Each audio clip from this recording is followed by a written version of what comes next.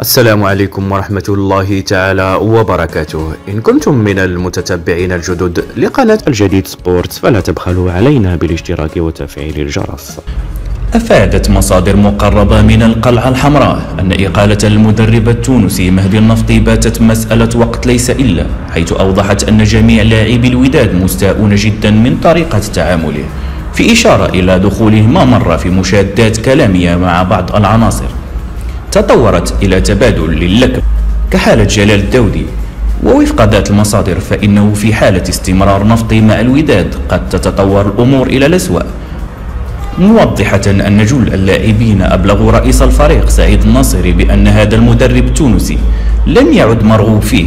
في مركب بن جلون، سيما بعد أن فقد احترام الجميع له بسبب تصرفاته وسلوكياته العدائية مع اللاعبين التي كانت سببا في تأجيج الأوضاع وانعكاسها بشكل سلبي على مردود الفريق ككل. ذات المصادر شددت على أن النفطي فقد أيضا ثقة جماهير الوداد التي وجهت إليه انتقادات لاذعة بسبب سوء تدبيره لمسار الفريق، سواء من الناحية التقنية أو التكتيكية أو حتى من الناحية السيكولوجية، في إشارة إلى ما يقع في كواليس الفريق من اصطدامات مستمرة، مؤكدة أن رئيس الفريق سعيد نصير ارتكب خطأ جسيما حينما قرر التعاقد مع هذا المدرب برغم تواضع تجربته ومحدودية قدرته على تدبير مقابلاته، فضلا عن جهله التام لتاريخ الوداد والبطولة المغربية عموما.